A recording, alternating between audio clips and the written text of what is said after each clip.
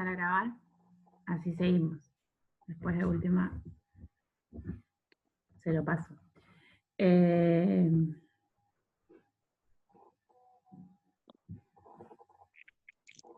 ver.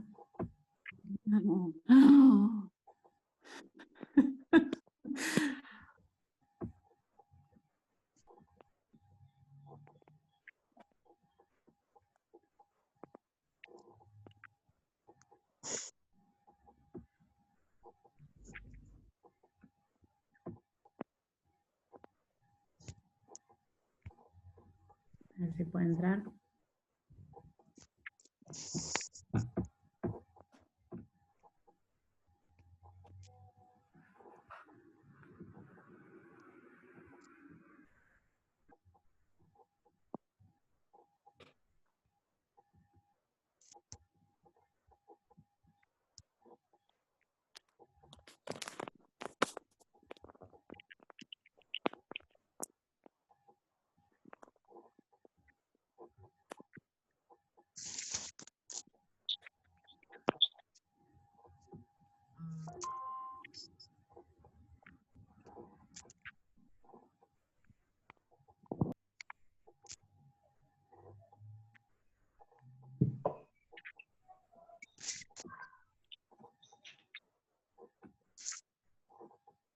Salió, ¿no?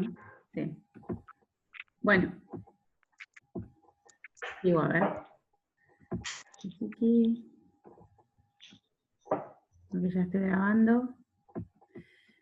Entonces. Volvemos acá. Igual ahora no va a aparecer si quiere entrar. Después dice, voy a checar ahí. Mis percepciones sensoriales están alteradas. Posiblemente la integración sensorial sea el aspecto más difícil de entender en el autismo, pero podría decirse que es uno de los más críticos. Significa que las imágenes, los sonidos, olores, gustos y texturas del día a día que posiblemente tú ni notes, me resulten incluso dolorosas. Bien. Percepciones. Digamos que es uno de los aspectos que están más en déficit en el autismo. La percepción es todo lo que uno recibe del exterior a través de los sentidos. ¿Sí? Todos los estímulos que recibimos a través de los sentidos que vienen desde el exterior. Entonces, todo lo que vemos, todo lo que escuchamos, todo lo que olemos, ellos tienen la percepción generalmente muy sensible y al 500%, por decirlo de alguna manera, ¿sí? Entonces, lo que yo siento, por ejemplo, o que percibo con un olor suave, ellos lo sienten demasiado fuerte. Digamos que está mucho más sensible, mucho más aumentada de alguna manera la percepción en cuanto a los sentidos. Esto pasa con la percepción, que es todo lo que recibimos del exterior, y también pasa con la propiocepción. ¿Qué es la propiocepción? Bueno, todo lo que yo percibo de mi interior. Por ejemplo, cuando yo tengo un dolor de panza. Cuando yo tengo dolor de panza, percibo el ruido en la panza y el dolor que me producen los espasmos estomacales, por ejemplo. Ellos no es que no perciben el dolor, o mejor dicho, tienen el umbral del dolor muy alto, pero lo que más está afectado es la propiocepción, o sea, percibir lo que les pasa adentro, ¿sí? Para nosotros es muy difícil entender, porque nosotros sentimos todo, no sé, yo me paro y hago un mal movimiento y siento hasta el clic del hueso a veces, en la cadera, por ejemplo. Ellos no lo sienten, no tienen esa propiocepción desarrollada. ¿Por qué? Bueno, por el déficit del desarrollo neuronal, ¿sí? Todo se limita hacia eso, todo, de todo es la causa, es eso, el límite del desarrollo neuronal. Entonces, la percepción, si quieren anotar algo, la percepción y la propiocepción están afectadas notablemente. La percepción que está demasiado No puede conectar el audio. Demasiado sensible. Y la propiocepción que no está para nada desarrollada. Esperen que le voy a escribir a María Belén.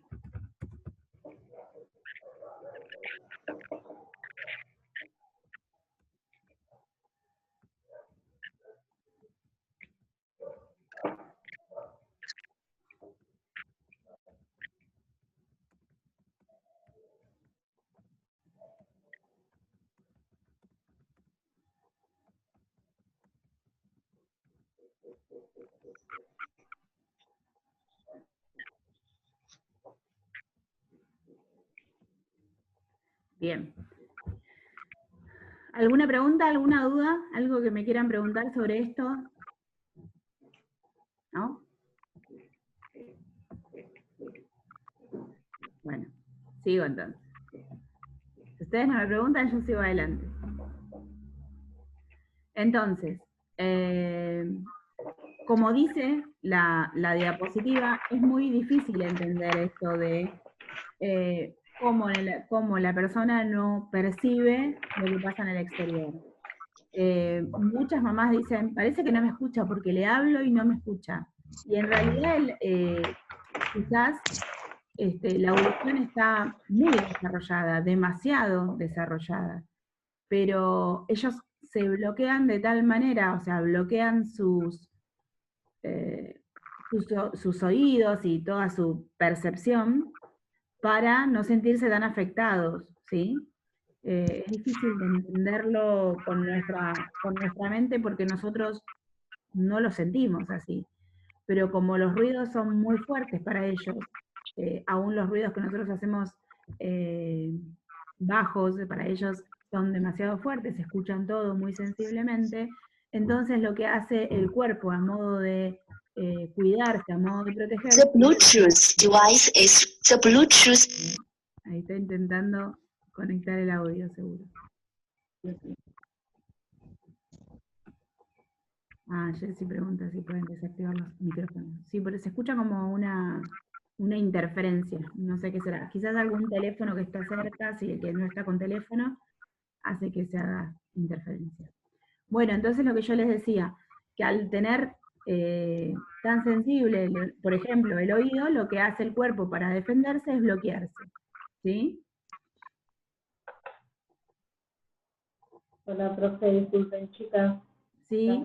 Ya los escucho. Buenísimo, buenísimo. No, está bien. Tratamos de esperarte, pero vimos que pasaba el tiempo. A veces es complicado. Y a veces tiene que ver que no podés conectar el audio porque si la velocidad de internet en ese momento es muy baja, tenés que sacar el video, sacar la cámara, para poder escuchar bien, porque si no se escucha muy entrecortado.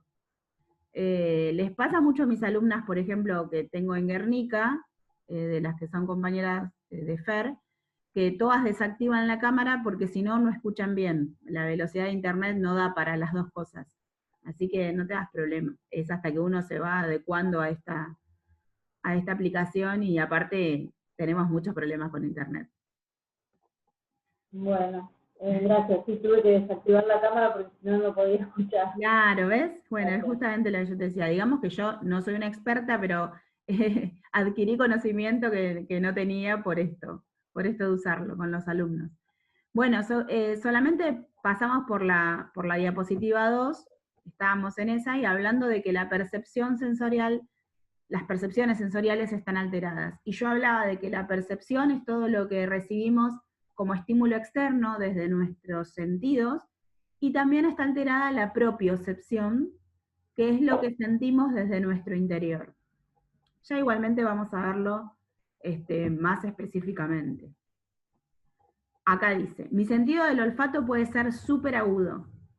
Mi sentido del oído, perdón. Mi sentido del olfato puede ser muy sensible.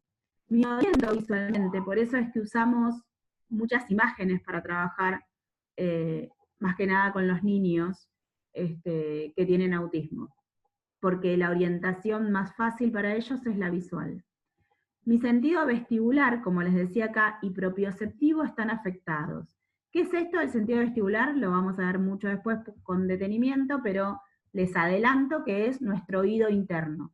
Todos tenemos un sentido que es nuestro sexto sentido, porque en realidad no son 5, son 6, que es nuestro sentido vestibular. Y está el órgano principal de este sentido vestibular, es el oído interno. ¿Qué es lo que hace el oído interno? Bueno, regular el equilibrio y la coordinación de movimientos. No sé si les ha pasado o tienen conocimiento de alguien que por una otitis aguda se quedó sordo de los dos oídos. A mí me pasó cuando estaba embarazada de unas nenas, y uno pierde la estabilidad, se marea. Casi siempre cuando sufrimos dolor de oídos sentimos vértigo, dolor, náuseas, porque el oído interno regula la coordinación de movimientos y el equilibrio. Por eso se pierde el equilibrio cuando la persona tiene afectado el oído interno. Bueno, en el autismo generalmente, no digo en todos los casos, el sentido vestibular, acá estamos generalizando, ¿no? El sentido vestibular está afectado, no está bien desarrollado. Esto hace, por ejemplo, que tengan una mala coordinación de movimientos. Casi siempre cuando vemos a un niño de 12, 13 años corriendo, corre como pisando huevos, corre como un bebé que recién empezó a correr. Bueno, justamente porque el oído interno, el sistema vestibular, no está bien desarrollado. Y esto lo trae la condición. ¿Sí? ¿Se puede mejorar? Sí, se puede mejorar con ejercicios, no bajando los brazos, haciendo un tratamiento adecuado. No es algo que se rehabilita, pero es algo que se puede mejorar, la coordinación de los movimientos. Trabajando la motricidad fina, la motricidad gruesa. Ya vamos a ver también qué es cada cosa. ¿Alguna pregunta hasta acá? Bueno, sigo entonces. Yo a veces pregunto mucho, si quieren hacer una pregunta, y si no pregunto, ustedes párenme, yo no tengo problema con que me interrumpan. Al contrario. Sigo adelante. Dice la 3, por favor recuerda distinguir entre no quiero y no puedo. El lenguaje receptivo y expresivo y el vocabulario pueden representarme retos formidables. No se trata de que no presto atención a las instrucciones, se trata de que no puedo comprenderlas. Bueno, esto es lo que yo les decía antes. Lo que está afectado es el lenguaje, la comunicación, generalmente, principalmente, en el autismo. Y en el lenguaje, el lenguaje como función ejecutiva se divide en 3, el habla, la expresión y la comprensión. Al estar afectado el lenguaje, en cualquiera de esos 3 aspectos, puede estar afectado aún más o puede estar anulado totalmente. Entonces, todo lo que reciban este lenguaje receptivo y expresivo, pueden no estar entendiéndolo, ¿sí? Porque la comprensión está en déficit. Siempre hablamos que trabajando en autismo con niños, por ejemplo, debemos darle instrucciones de a una. A ver, ¿qué quiero decir con esto? Solemos las mamás, por ejemplo, decirles a nuestros niños, despertarlos y decirles, bueno, acá te dejé la ropa, cambiate y vení, anda al baño, lavate y vení, que vamos a desayunar.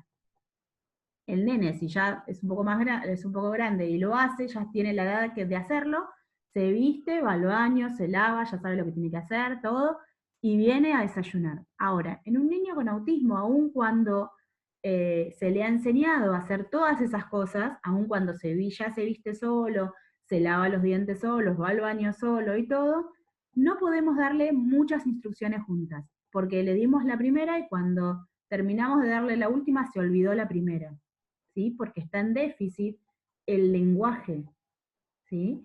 Entonces, está en déficit el lenguaje que comprende, otra vez voy a repetirlo, el habla, la comprensión y la expresión.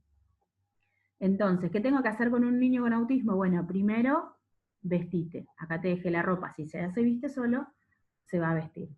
Luego, bueno, ahora anda al baño y lavate y hace lo que tengas que hacer en el baño. Y luego, después que terminó de hacer eso, hacemos lo demás. O sea, es importante conocer cuáles son las especificaciones de lo que le trae la condición para poder abordarlo. Imagínense que si ustedes no saben, van a tratarlo como otro niño común, así les digo yo a los niños comunes, a los niños que la sociedad los llama normales, porque no me gusta hablar de normal y anormal, prefiero decir común o neurotípico. Cuando ustedes me escuchen decir neurotípico, estoy hablando de esos que llaman niños normales. Los neurotípicos, los niños neurotípicos, lo hacen todo junto, y uno le puede dar todas las instrucciones. Ahora, en los neurodiversos, como pasa en el autismo, como tantas neurodiversidades que hay, esto no pasa de esta manera. No puedo trabajar con un niño neurodiverso igual que trabajo con un niño neurotípico. ¿Hasta acá? ¿Me siguen?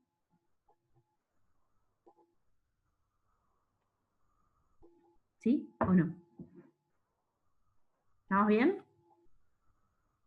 ¿Sí? Bueno, Samantha y Mika me sonrieron, quiere decir que está bien. Los demás no los veo, así que bueno, no importa.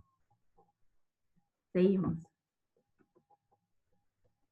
Entonces, es importante distinguir entre este no quiero y no puedo hacerlo. Pasa mucho trabajando con niños con autismo, que el alrededor suele decir, no, no quiere hacer nada, él no quiere, no quiere, no, a él no le gusta, a él no puede. Interpretamos lo que le pasa al otro, cuando el otro no nos dijo nada porque tiene un déficit en la expresión. Entonces, quizás no es lo que no quiere hacer, sino lo que no puede. Yo les estaba por contar, ahora me acabo de acordar. Cuando recién se cortó, yo les estaba por contar una experiencia, ¿no? Con un nene. Un nene en la, perdón, que fue en la materia de música, ahí te quedaste, que le decía que vaya 2 horas más tarde. Claro, sí, ahora me acordé. ¿Por qué no me dijeron antes? Bueno, no importa, vieron que yo me olvido. Pasaron 5 minutos y ya hice otras cosas mientras estábamos en el recreíto y me olvidé. Bueno, ahora me acordé. Entonces me dicen, les contaba esto, de que la maestra me dice, mañana tenemos música, las dos primeras horas avisar a los papás porque ellos lo traen más tarde, porque a él no le gusta la música. Le digo, ¿pero no podemos venir? Sí, pero él no se quiere quedar, me dice. El año pasado, con la acompañante del año pasado, probamos un tiempo, pero él salía afuera, se quería ir afuera al patio, y con la acompañante estaba todas las 2 horas en el patio, y cuando hace ahora no, me dice, porque es abril, pero cuando hace más frío, no está bueno estar en el patio. No tenían patio interno en ese colegio, entonces había que estar sí o sí afuera. Bueno, le digo, pero podemos probar, yo soy media testaruda, y aparte, digamos, ya tengo la especialización en autismo, entonces tengo quizás un conocimiento un poco más amplio. No me voy a quedar con lo que no puedo hacer, o con lo que me dicen que no puedo hacer, por lo menos voy a intentarlo. Bueno, sí, no hay problema, me dice la docente. Así que yo no le dije nada a la mamá, porque la mamá lo sobreprotegía mucho al nene. Entonces no le dije nada que teníamos música. Y el nene vino, entramos al aula, vino el profesor de música y me dice, está Valentín, hola Valentín. Hola, dijo él. Se quedó, nosotros nos sentábamos juntos y se quedó. Dice, él no se queda acá en la clase, vamos a probar, le dije yo.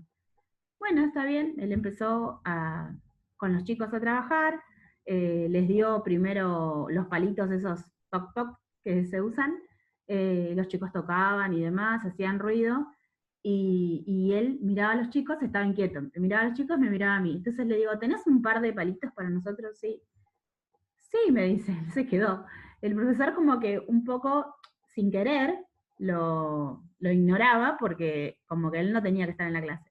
Así que le dio un par de palitos a él y le digo, dame unos a mí. ¿Por qué? Porque ellos aprenden mucho por imitación. Y como él estaba vinculado a mí y yo era su referente, yo hacía lo que él tenía que hacer y él me imitaba a mí. También imitaba a sus compañeros, pero más se apoyaba en mí, entonces me imitaba. Entonces todo lo que yo hacía, él hacía.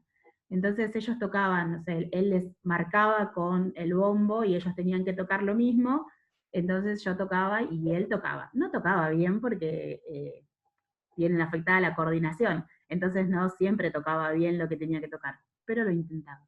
Y se quedó. Y cuando terminó la clase, bueno, después trabajaron con lo que se llama, ¿vieron el sikus?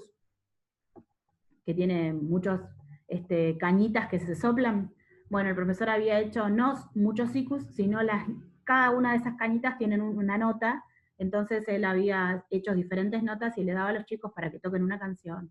Y teníamos grupos, entonces nos dieron a nosotros y él soplaba mal, pero soplaba, no llegaba a soplar bien, esa primera clase, pero soplaba porque yo también soplaba. La cuestión, que él se quedó toda la clase. Y el profesor se quedó sorprendido. Y ese día, al mediodía, la mamá me dice, no tuvieron música esta semana, ¿no? Le digo, sí, tuvimos hoy. Ay, no me dijiste, me dice, si no yo lo traía, si no yo lo sacaba antes. Le digo, no, tuvimos a las primeras horas. Y me dice, ay, digo, no, pero él estuvo. ¿Cómo que estuvo? Sí, estuvo. Ay, sí, porque no le gustaba quedarse. Sí, bueno, pero estuvo. Y así fue, todo el año estuvo en música. Y lo buenísimo fue que en la primera actuación, vieron que se van turnando y tienen actuación los chicos según el grado en cada una de las fiestas. En la actuación que les tocó al grupo de ellos, él actuó con todos los chicos. Entonces, no fue un logro mío, fue un logro del conocimiento que yo tenía, ¿sí? Para mí fue una satisfacción. ¿Qué pasaba? La acompañante del año anterior, él era un nene con autismo y con conductas disruptivas. Era un nene que solía tener brotes. Se enojaba mucho porque no se le interpretaba. Había tenido un acompañante varón que según los docentes del establecimiento le pegaba. El acompañante, cuando él se brotaba y empezaba a pegar, el acompañante le pegaba, le devolvía los golpes. Y él le pegaba peor. Después había tenido un acompañante que nunca le duraba un acompañante, porque era un nene difícil, así estaba etiquetado. Después había tenido un acompañante que lo sacaba afuera por todo, afuera del aula por todo. Y el año anterior al que había estado yo, había tenido 3 acompañantes en el año, o sea, era un nene realmente difícil.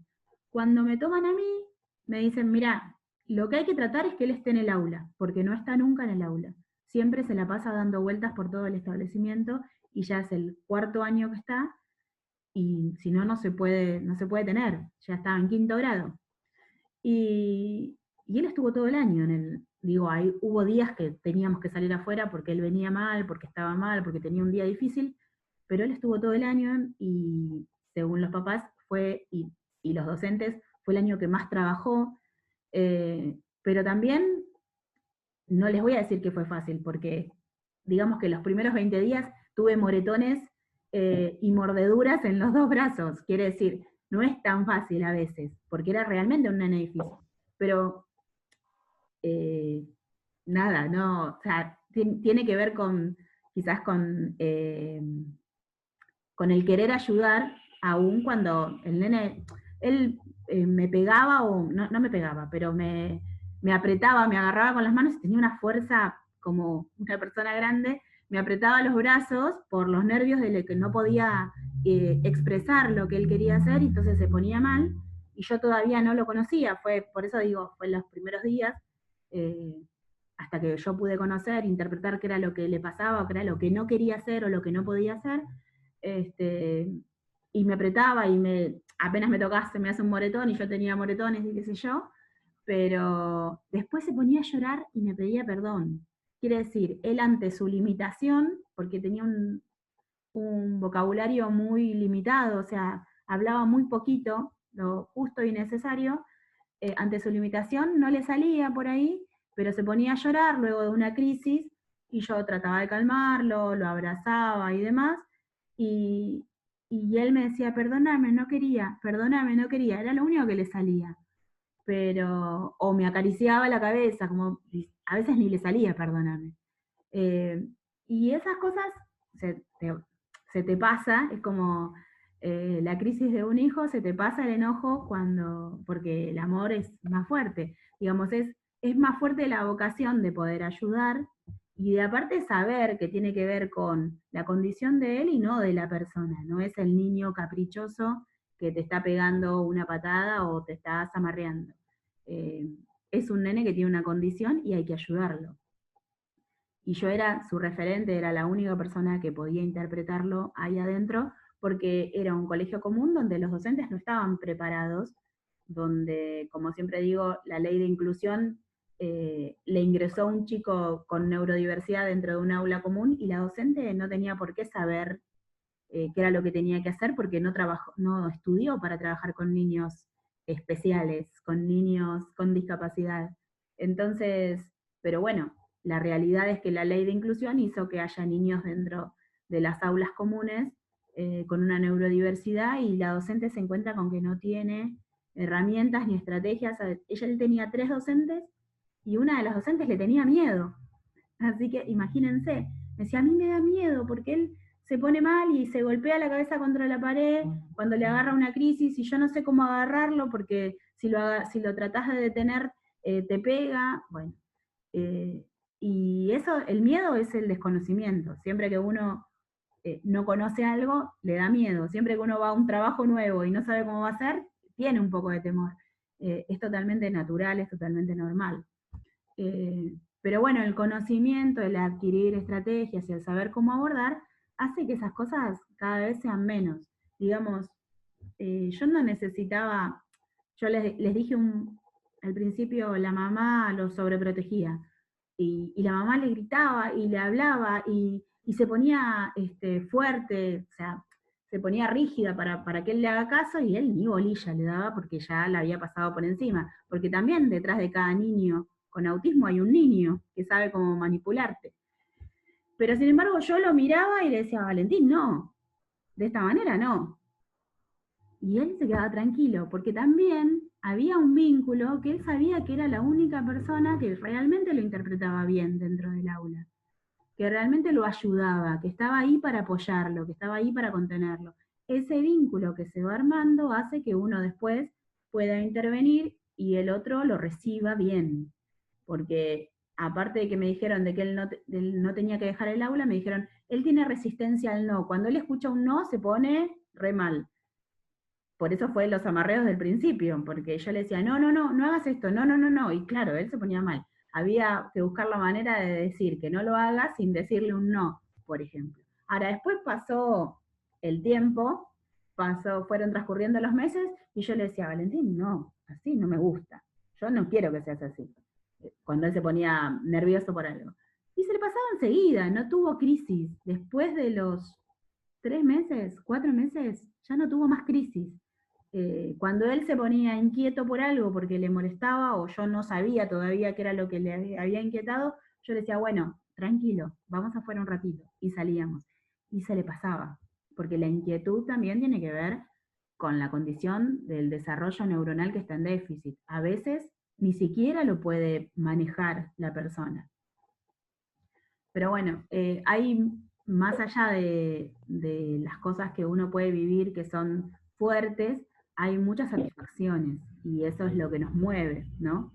Y el tener el conocimiento te da una seguridad de trabajar con un niño que no la tiene otro, porque no sabe cómo abordarlo. Nosotros vamos a aprender a eso, a abordarlo, a saber, buscar diferentes métodos.